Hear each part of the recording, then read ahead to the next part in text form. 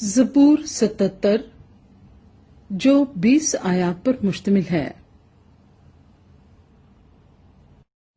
میر مغنی کے لیے یدوتون کے طور پر آصف کا مزمور۔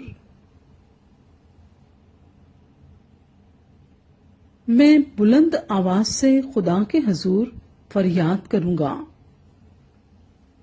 خدا ہی کے حضور بلند آواز سے، اور وہ میری طرف کان لگائے گا۔ اپنی مصیبت کے دن میں نے خداوند کو ڈھونڈا، میرے ہاتھ رات کو پھیلے رہے اور ڈھیلے نہ ہوئے، میری جان کو تسکین نہ ہوئی۔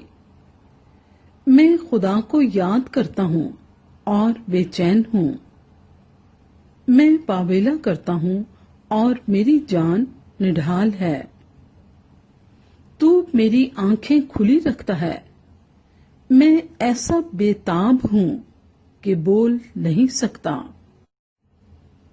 میں گزشتہ ایام پر یعنی قدیم زمانے کے برسوں پر سوچتا رہا، مجھے رات کو اپنا گیت یاد آتا ہے، میں اپنے دل ہی میں سوچتا ہوں، میری روح بڑی تفتیش میں لگی ہے۔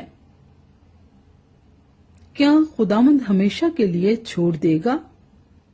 کیا وہ پھر کبھی مہربان نہ ہوگا؟ کیا اس کی شفقت ہمیشہ کے لیے جاتی رہی؟ کیا اس کا وعدہ ابد تک باطل ہو گیا؟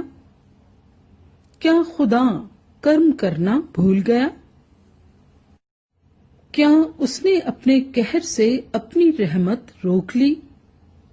پھر میں نے کہا، یہ میری ہی کمزوری ہے، میں تو حق تعالیٰ کی قدرت کے زمانے کو یاد کروں گا، میں خداوند کے کاموں کا ذکر کروں گا، کیونکہ مجھے تیرے قدیم عجائب یاد آئیں گے۔ میں تیری ساری صنعت پر دھیان کروں گا اور تیرے کاموں کو سوچوں گا۔ اے خدا، تیری راہ مقدس میں ہے۔ کون سا دیوتا خدا کی مانند بڑا ہے؟ تو وہ خدا ہے جو عجیب کام کرتا ہے۔ تو نے قوموں کے درمیان اپنی قدرت ظاہر کی، تو نے اپنے ہی بازو سے اپنی قوم بنی یعقوب اور بنی یوسف کو فدیہ دے کر چھڑایا ہے۔ اے خدا، سمندروں نے تجھے دیکھا، سمندر تجھے دیکھ کر ڈر گئے، گہراؤ بھی کانپ اٹھے، بدلیوں نے پانی برسایا، افلاک سے آواز آئی، تیرے تیر بھی چاروں طرف چلے، بگولے میں تیرے رد کی آواز تھی، برق نے جہان کو روشن کر دیا، زمین لرزی اور کانپی۔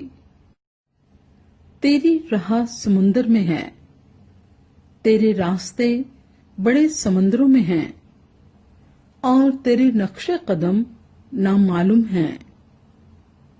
تو نے موسیٰ اور ہارون کے وسیلے سے گلے کی طرح اپنے لوگوں کی رہنمائی کی۔